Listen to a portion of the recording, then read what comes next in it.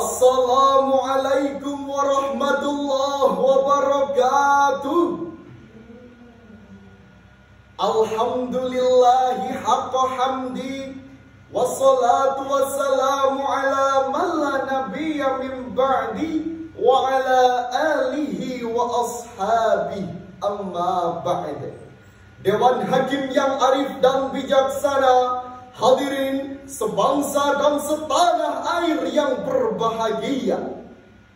Napoleon Bonaparte, seorang pemimpin besar berkebangsaan Prancis, pernah berkata, "A leader is a giver of hope." Seorang pemimpin merupakan harapan bagi sebuah bangsa untuk mencapai mimpi serta tujuannya.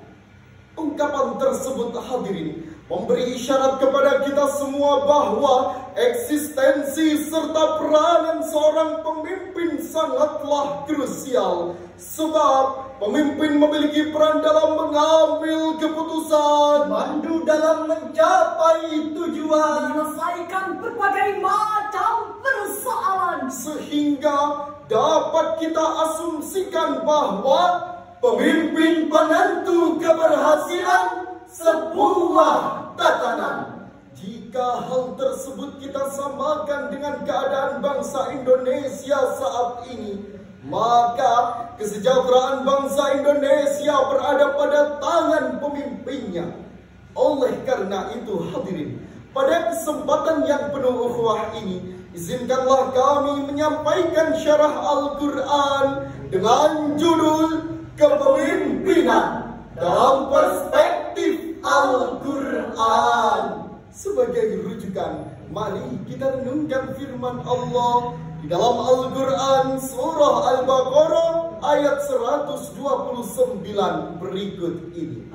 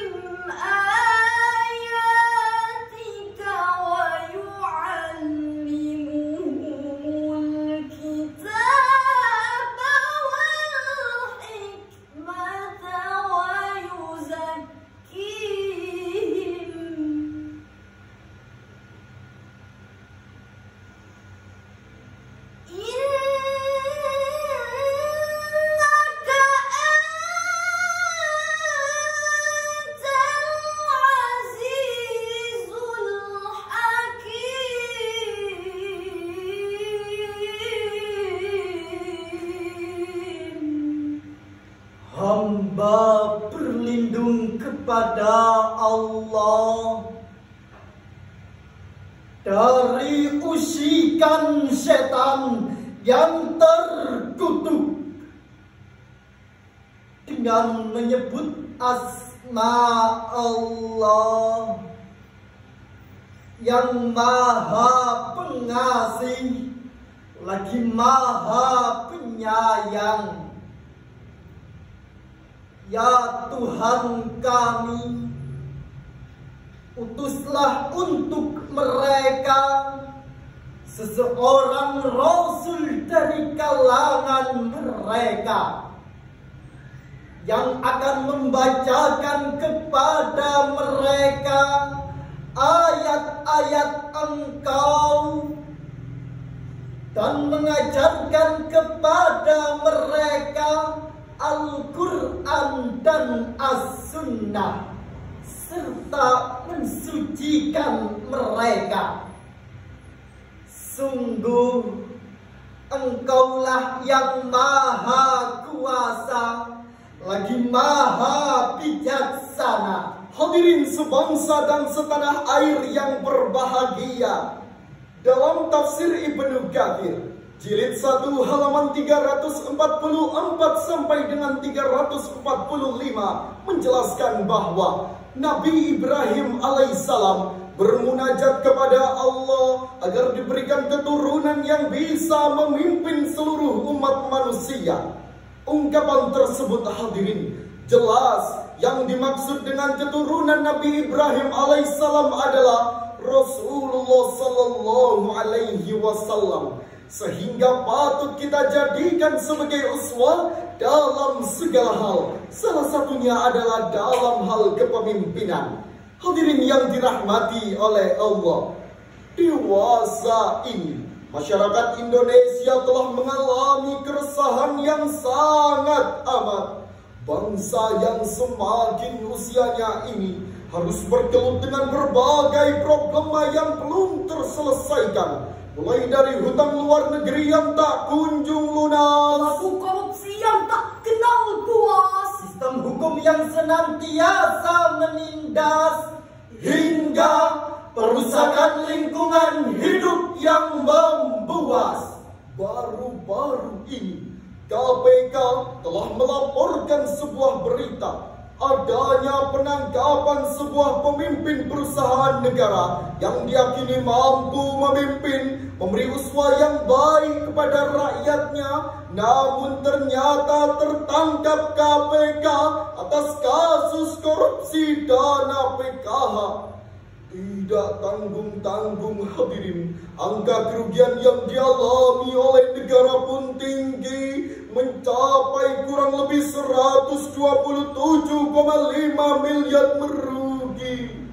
Negara tercinta kita hadirin tidak sedikit dengan orang-orang yang cerdas, berpendidikan tinggi, lulusan dalam dan luar negeri, bahkan sampai bergelar profesor. Namun sayang hadirin, masih banyak di antara mereka yang haus akan nikmat dunia fana. Mereka berteriak melawan korupsi, ternyata tertangkap KPK atas kasus korupsi. Mereka berorasi, berjuang atas nama rakyat, tapi ujung-ujungnya merampas hak rakyat. Na'udzubillahi min dzalik. Lalu bagaimanakah langkah kita dalam menghadapi hal tersebut? Sebagai jawabannya, mari kita renungkan firman Allah dalam Al-Quran surah Al-Ahzab ayat 70 sampai dengan 71 berikut ini. Ya ayyuhalladzina amanu taqullaha wa qulu qawlan sadida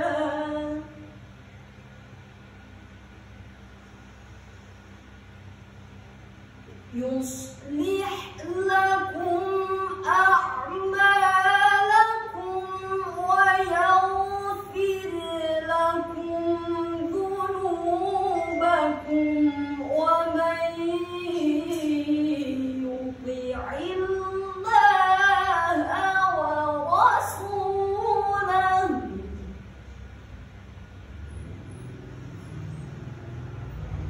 wa man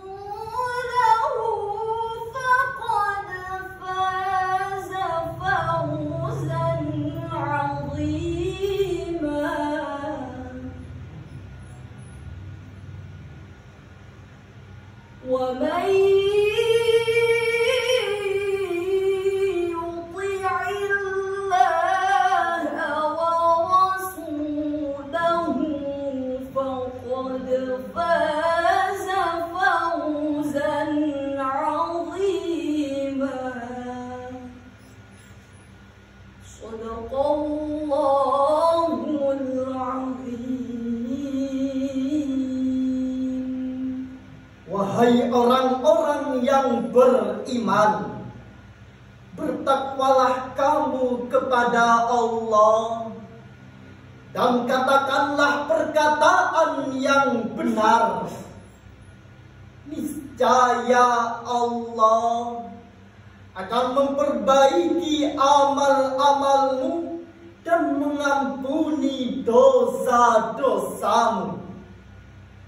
Dan barang siapa mentaati Allah dan Rasul-Nya, maka sesungguhnya ia telah mendapat kemenangan yang besar.